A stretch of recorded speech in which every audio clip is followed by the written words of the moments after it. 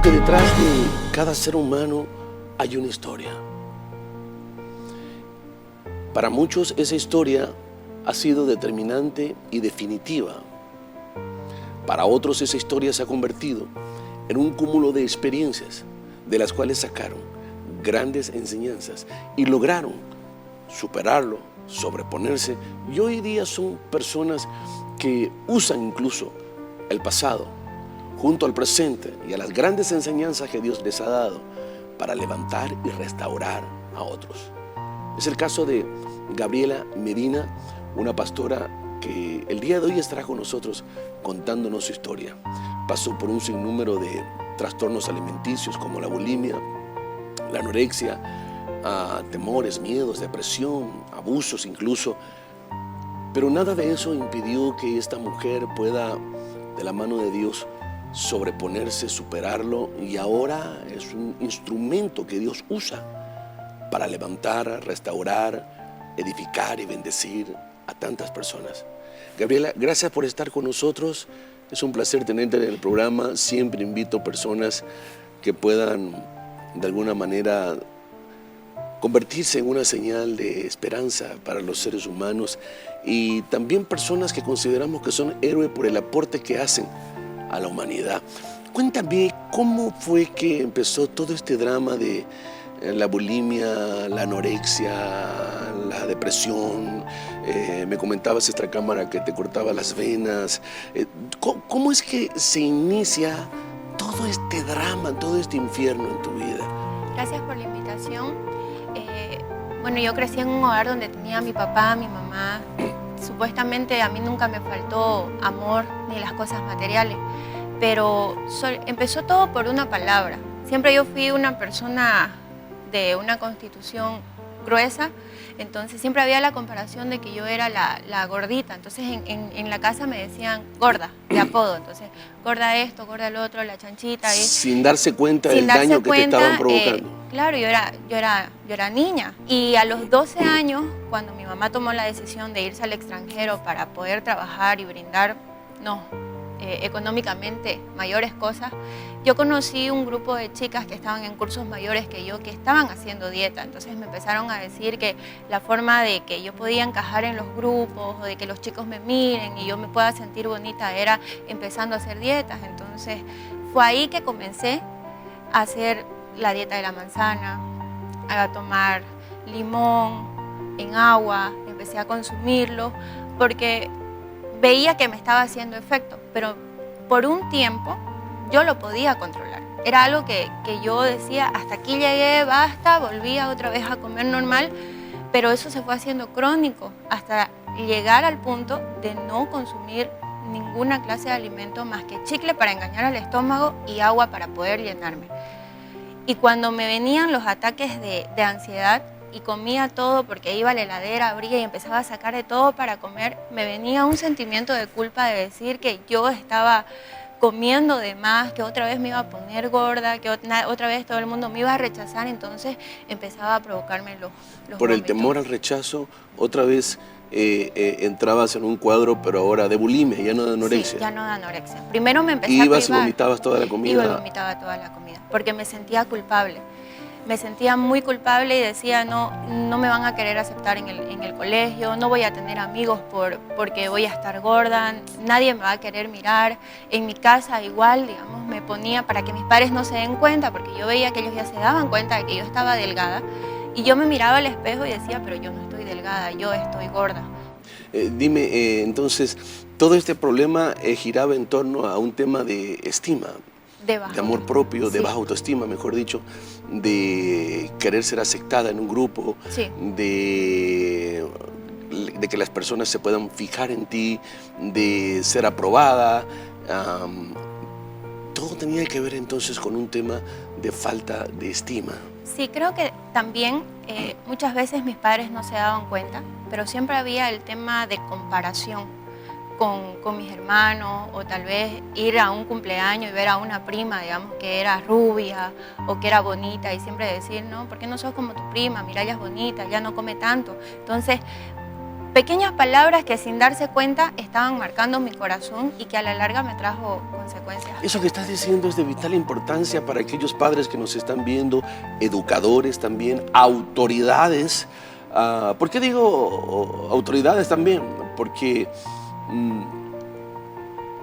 hay una total indiferencia en cuanto a el rol que deben cumplir las autoridades con las redes. Por decirte, hay chicos que suben videos que tienen problemas de trastorno de anorexia y ellos dicen, la belleza está en los huesos, no me detengo hasta que llegue a los 30 kilos. O sea, deberían prestar atención a estos temas que son temas de vida o muerte. ¿Dónde están los padres de familia? Eso es, necesitan los padres de familia de alguna u otra manera interesarse en los hijos. Pero no solamente en cuanto a decirle cómo estás, ya llegaste del colegio, cómo te fue. No, interiorícense sobre los problemas que sufren los adolescentes, los niños, las transiciones que hay entre lo que es un niño, un adolescente, un preadolescente, un adolescente y un joven. ¿Cuáles son las necesidades de un joven? Y te vas a encontrar que muchas de esas necesidades son necesidad de aceptación, necesidad de ser tomados en cuenta, necesidad de ser escuchados, necesidad de ser reafirmados. Y si los padres no están cumpliendo con esa tarea, los chicos van a ser víctimas de los compañeros que ellos mismos tienen problemas parecidos y muchas veces no es intencional, otras sí, pero lo que ellos hacen es reproducir sus experiencias y son crueles. Cuéntame, ¿cuál fue el peor momento que sufriste dentro de este cuadro de trastorno alimenticio? ¿Hasta qué punto esto te llevó a poner en riesgo tu vida? Llegó un punto en el que, bueno, me empezaba a tomar fotos de las distintas partes de mi cuerpo, porque yo tenía un prototipo de mujer. Yo decía, si yo llego a ser como esa mujer, como esa modelo, entonces voy a poder ser aceptada. Siempre tus modelos, tu ideal de mujer estaban relacionados con las modelos. Estaban relacionados con las modelos. Y cuando yo estaba en el último año de colegio, conocí a un joven. Entonces, yo dije, cuando me enteré, digamos, que él se había fijado en mí, fue como que por fin alguien me miró y mi mundo empezó a girar en torno a él y a comportarme como él quería. Comía lo que él quería que yo coma, me vestía como él quería que yo me vista, me trataba mal, pero aún así yo seguía. Siempre me comparó con otras mujeres. A veces íbamos a comer y él me daba la lechuga y el tomate de su hamburguesa, él se comía todo lo demás y me decía que para que él no me deje yo tenía que comer eso. Entonces me aferré tanto a él, buscando la aceptación de decir, bueno, él me quiso, entonces eras una él no me adicta a la va a aprobación. dejar. Sí. Y empecé a comportarme y a cambiar. ¿Y no te dabas cuenta él. de que realmente él no te estaba dignificando ni tratando con amor? Por una parte, yo decía, no es, o sea, ¿por qué me dejo tratar mal con una persona que dice que me ama? Porque él decía que me amaba. Y después de que me hacía daño y me decía mil cosas, después venía y me pedía perdón y yo decía, no, entonces es la única persona, porque también las palabras que él me decía era, nadie te va a querer, agradece que yo me fijé en vos. Entonces, ¿no hablabas de estos temas con tu madre?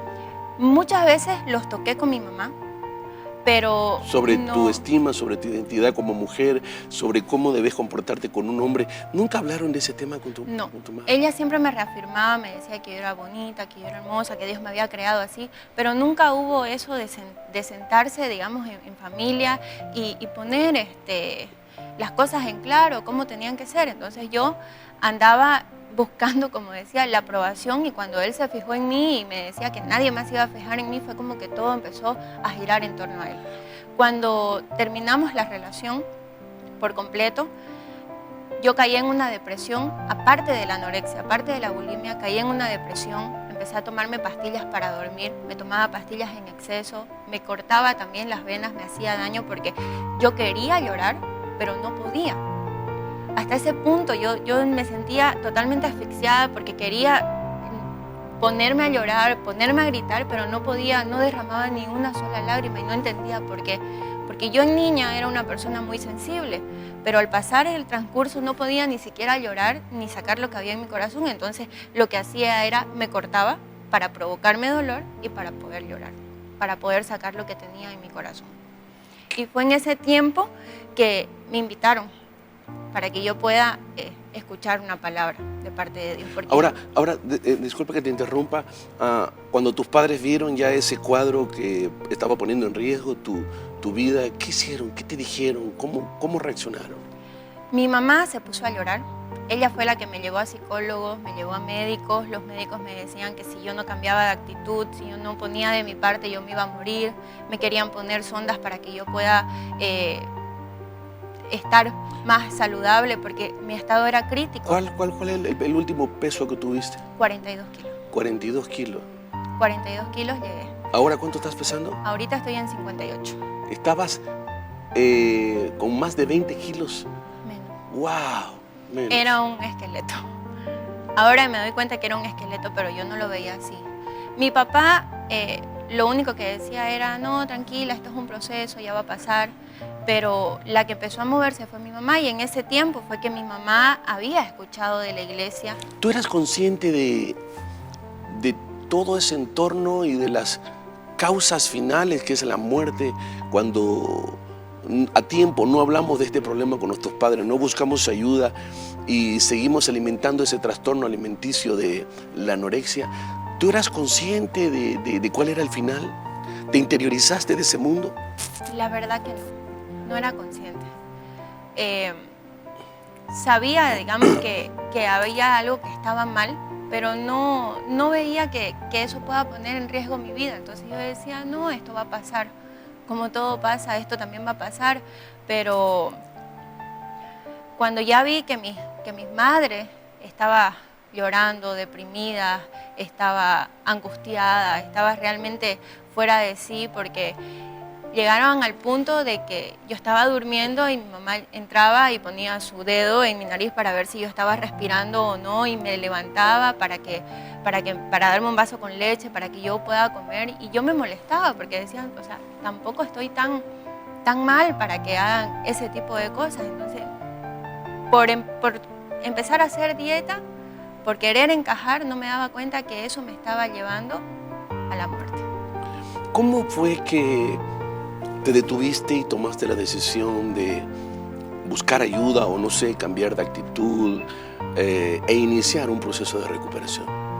Cuando mi mamá, en todo el proceso, cuando yo estuve muy mal, ella llegó a la iglesia y fue ahí donde habló con una pastora.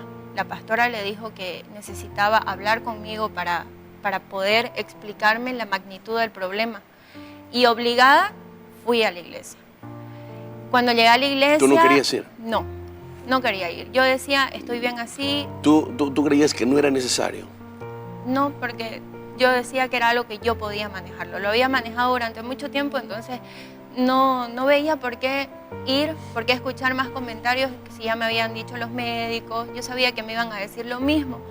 Pero cuando decidí ir, porque mi mamá me obligó, fue ahí que entendí cuando ella me habló del amor de Dios. Porque ni siquiera me preguntó, ni me juzgó por cómo yo era, porque cuando yo llegaba la gente siempre me decía, ay, estás muy flaca, que mira esto. Sino que cuando yo llegué, lo primero que me dijo era que Dios me amaba y que Dios quería hacer algo en mi corazón. Y fue en ese momento que realmente me quebranté, porque nunca había sentido lo que sentí en ese momento, en ese lugar. Y ahí empecé. Más allá del análisis, de los diagnósticos y de las causas, la persona fue contundente y te habló del amor, que era lo que tú necesitabas. Me habló del amor. Ser aceptada, amada. De esa persona, de ese ser que me amaba tal y cual yo era. Y en ese momento fue que caí a llorar. No entendía por qué yo no podía llorar, pero ese día no paraba de llorar. No paraba de llorar. Y ahí empezó mi proceso de restauración.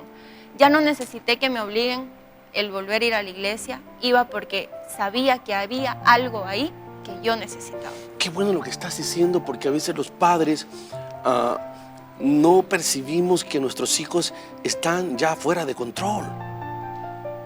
Y seguimos dejando que ellos sigan tomando sus propias decisiones, como el caso de Gabriela. No, déjenme, yo estoy bien, yo lo puedo manejar. No, señor, ella no está bien y usted tiene que hacer algo por su hijo. Usted tiene que obligarlo a que visite un especialista, usted tiene que buscar un médico, usted tiene que buscar un nutricionista, usted tiene que buscar un pastor, usted tiene que armar un equipo de gente que lo ayude, pero usted no lo puede dejar a su hijo o a su hija que él siga decidiendo por sí, porque ya él está fuera de control. Es más o menos como el que está adicto a las drogas. No, mamá, no, papá, yo esto lo manejo. No, usted no lo puede manejar, mi hijo. Vamos a buscar ayuda y punto. Para eso nosotros los padres tenemos autoridad sobre los hijos, no solamente para decirle qué es bueno, qué es malo, corregirlo, disciplinarlo, también para que nosotros podamos ayudarlos a decidir, muchas veces sin que ellos quieran, cuánto más cuando su vida está en juego. Tú no puedes dejar que tus hijos sigan en esa dirección, porque tú sabes que el final es la muerte. Bueno, y cuéntame ese proceso de recuperación cuando tuviste una experiencia con Dios, con Jesús, el amor de Dios y te diste cuenta de que eso era lo que tú necesitabas, porque el amor de Dios eso es lo que hace, curar tus heridas, te da sentido de pertenencia, te reafirma tu valor, por ende tienes autoestima y empiezas a liberarte de todos esos prejuicios y preconceptos de cómo debe ser una mujer, porque tu mirada estaba puesta en el aspecto físico y obviamente fruto de una pobre autoestima. Cuéntame de ese proceso. Bueno, fue un proceso que me costó demasiado.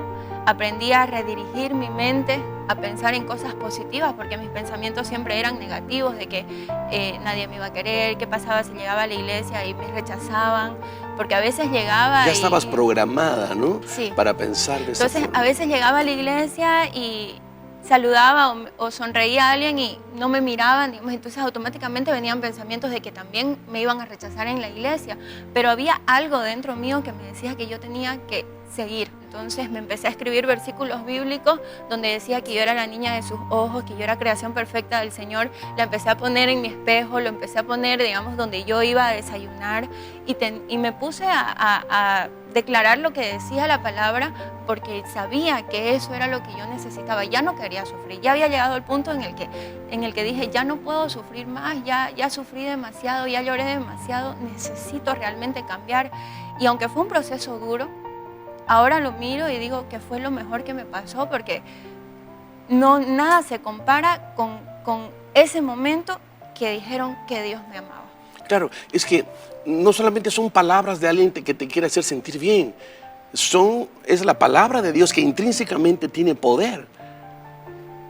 Y cuando tú lo crees, Dios empieza a manifestarse en tu interior. Es lo que le pasa al drogadicto, al alcohólico, al depresivo, al que tiene intento de suicidio. Lo mismo. Yo valoro mucho el trabajo que hacen los profesionales, los médicos, psicólogos, psiquiatras, pero en mi caso no funcionó. Yo estuve en las mejores clínicas también, pero el llegar a un centro de rehabilitación, el tener un encuentro con Cristo, me cambió la vida. Eso fue así. Realmente fue algo sorprendente. A veces no se puede explicar con palabras. Y 27 años han pasado y nunca más tuve esos problemas. Ahora, me gusta tu sinceridad y yo también voy a reafirmar eso que tú dices. No es nada fácil porque uno tiene que vigilarse todo el tiempo, direccionar su mente. Uno tiene que desarrollar una nueva disciplina de vida, nuevas formas de pensar, nuevos hábitos. ¿Sí? Uno tiene que hacerse responsable de la vida que quiere construir de la mano de Dios. Dios te libera, pero si tú no eres disciplinado en redireccionar tu mente, aplicar principios, cambiar de actitud, tener una relación con Dios, ¿sí? Tener un plan de crecimiento personal, la tendencia va a ser a volver. Háblame de ese periodo cuando empezaste a liberarte de la culpa, empezaste a perdonar, empezaste a tomar la decisión y a decir, incluso me perdono a mí misma y decido vivir sin culpa y rindo al control, porque nosotros somos conscientes que Dios solamente trabaja con personas que empiezan a rendirle esas áreas al Señor. Área que no rindes al Señor es área donde Dios no puede trabajar. Cuéntame. Yo le dije al Señor, así como hice todo por ser delgada, ahora voy a hacer todo por ser restaurada, porque necesito algo. Y a veces no tenía para mi pasaje, porque mi papá sí había escuchado de la iglesia, pero no era tan cristiano, tan creyente. Entonces decían, no, ¿para qué vas a ir? Y yo me iba a pie. desde mi casa hasta la iglesia, me iba a pie a nada más llegar a escuchar lo que Dios tenía preparado para mí. De ahí conocí a la profeta Emily, que era la líder del Ministerio de Evangelismo.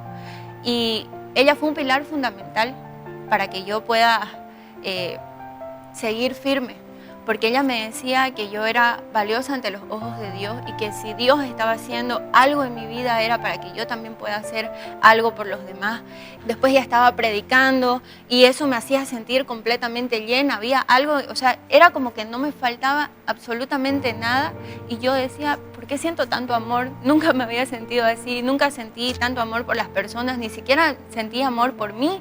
Y ahora ir a los hospitales, ir por la calle predicando, regalando un volante, viendo que la gente estaba quebrantada, viendo que la gente sonreía al recibirle un volante, me hacía sentir completamente especial. Yo creo que eso es parte también de la recuperación y de mantenerte firme para no volver atrás. El hecho de poder usar tu historia para levantar a otras personas. ¿Cómo ha sido para ti ese proceso de estar consolidando el cambio poco a poco? Fue algo muy duro. Cuando lo conocía al Señor, los primeros 3 años fueron los mejores. Y ya de ahí empezó otra vez la tendencia de la autoestima. Entonces todo el tiempo yo me escribía mis cartelitos para reafirmarme. Y fue hace unos años atrás donde tuve realmente la lucha de decir, voy a volver atrás, porque dentro de los caminos del Señor ya, siendo una misionera, conociendo el Evangelio, ayudando a mucha gente, tuve una experiencia que realmente desgarró mi corazón. Sufrí de un abuso sexual, un secuestro y un abuso sexual, que fue como que fue utilizado, ahora yo digo que fue utilizado por el enemigo porque me volvió a lo mismo de antes, a no tener autoestima, a sentirme que fui usada, a caer nuevamente en la depresión, dejé de comer, y otra vez empecé a adelgazarme. Entonces fue en ese proceso donde yo tenía 2 opciones. O decía, no, Dios no existe, Dios no estuvo conmigo, ¿para qué voy a la iglesia? Que eran pensamientos que se venían a la mente. ¿Y dónde estaba Dios cuando te alzaron? ¿Y dónde estaba Dios cuando esos hombres te hicieron daño? ¿Y dónde estaba tu familia? ¿Y dónde estaba la gente que dice que ama a Dios, que estaba con vos? ¿Dónde estaba? Eran pensamientos que venían a mi mente. Y por otro lado, yo sabía que después de todo eso, algo tenía, algo en mi interior me decía que había un propósito en todo esto. Y fue un proceso muy doloroso, apóstol, porque tenía que levantarme todos los días sin ganas de orar, a decir, no, yo necesito orar, porque necesito entender qué fue lo que pasó o por qué está pasándome todo esto. Entonces me ponía de rodillas, me ponía a llorar, le pedía al Señor respuestas y era como que había un silencio absolutamente. Y otra vez decía, no, el Señor está aquí, no necesito verlo, necesito creer que Él está conmigo, necesito saber que Él está aquí, necesito entender que Dios me ama, otra vez a volver a lo inicial cuando llegué a los caminos del Señor, a tratar de meditar en su palabra, a reafirmarme en lo que decían sus promesas, a escribirme los cartelitos nuevamente. Y fue un proceso muy duro porque venía la duda, pero yo ahí tenía que estar completamente convencida de que Dios tenía algo planeado en todo esto. La vida la puedes vivir desde una perspectiva humana, netamente humana, donde tú eres el centro, donde tú decides, disiernes, interpretas y ves que es lo mejor para ti. O la vida la puedes vivir desde una perspectiva de Dios, bíblica. Y cuando la ves desde una perspectiva de Dios, como decimos nosotros en la jerga del pugilato, la vida es como un ring, tienes que pelear. No peleas, el diablo te va a doblegar, te va a revolcar, no va a tener misericordia. A mí me encanta esa metáfora de Pablo cuando al final de sus días dice, he peleado la buena batalla. ¡Wow! Mira cómo definió la vida Pablo, la vida cristiana, obviamente, la fe. He peleado. Habló de pelea, es una lucha interna contigo mismo, con tus tendencias, con tus debilidades, con tus miedos, con tus temores, entre dejar que prevalezcan o hacer prevalecer tu fe, tu actitud, lo que tú decidas creer. Es una lucha eterna con influencias demoníacas, gente que te critica, te cuestiona, otros se vuelven para atrás. Es una lucha constante. Mientras tú estás queriendo hacer las cosas correctamente, los de afuera están haciendo las cosas de forma contraria. Mientras tú te quieres guardar y quieres ser íntegro, los demás están mintiendo, engañando. Mientras tú tratas de ser una persona honesta en el trabajo, los demás están robando. Eso es, todo el tiempo es una lucha. Por eso dijo, he peleado la buena batalla. He guardado la fe, dijo, porque la puedes guardar por unos meses, como decías tú, o por un año. No, esto es hasta el final. Y dijo, y he terminado la carrera. Qué metáfora espectacular. Porque hay gente que deja de pelear, hay gente que deja de correr, se cansa. Pero es que la vida es así. Gracias a Dios por Jesucristo, Señor nuestro, que fue una cruz a pagar por nuestros pecados y que dijo que mandaría a su Espíritu Santo que está en nosotros y que nos garantiza victoria. Pero nunca dijo que nos iba a eximir de las pruebas, las tentaciones, las injusticias, los momentos difíciles. Nunca dijo eso el Señor. Así que ciñete, pelea, corre, guarda la fe.